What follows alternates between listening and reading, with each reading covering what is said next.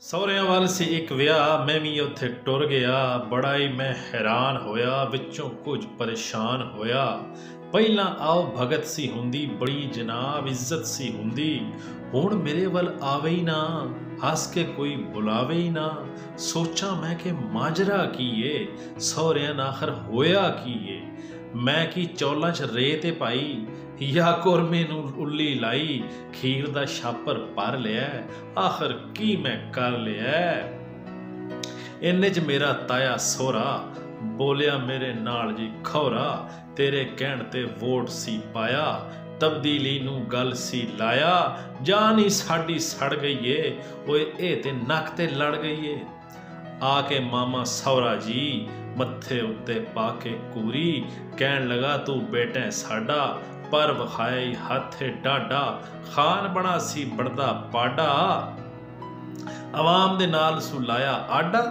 ਆ ਗਈ ਸੁਣ ਕੇ ਫੁੱਫੀ ਸੱਸ, ਕਹਿੰਦੀ ਪੁੱਤਰ ਆਈ ਆ ਚੱਸ, ਸਾਡੇ ਕੋਲੋਂ ਤੂੰ ਵੋਟ ਪਵਾਇਆ, ਬੱਲੇ ਉੱਤੇ ਠੱਪਾ ਲਵਾਇਆ। ਹੁਣ ਤੂੰ ਅੱਗੋਂ ਬੋਲਦਾ ਹੀ ਨਹੀਂ, ਮੂੰਹ ਨੂੰ ਆਪਣੇ ਖੋਲਦਾ ਹੀ ਨਹੀਂ।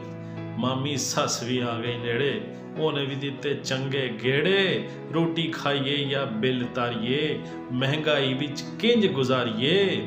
ਕਿੱਥੇ ਗਈਆਂ ਉਹ ਤੇਰੀਆਂ ਨਜ਼ਮਾਂ, ਕੀ ਹੋਈਆਂ ਬਈ ਸਭ ਤਕਰੀਰਾਂ।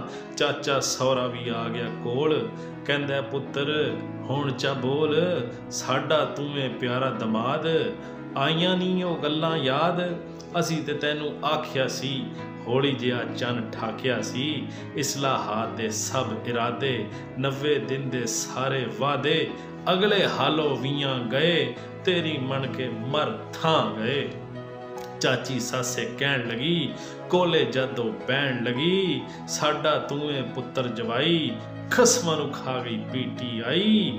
ਖਾਨ ਸਾਹਿਬ ਰੱਬ ਦਾ ਵਾਸਤਾ ਜੇ, ਕੁਝ ਕਹਿਣ ਜੋਗਾ ਤੇ ਛੱਡ ਦਿਓ, ਸਾਬਕਾ ਮੌਜੂਦਾ ਵੋਟਰਾਂ ਨੂੰ ਕਿਰੇ ਬਹਿਣ ਜੋਗਾ ਤੇ ਛੱਡ ਦਿਓ।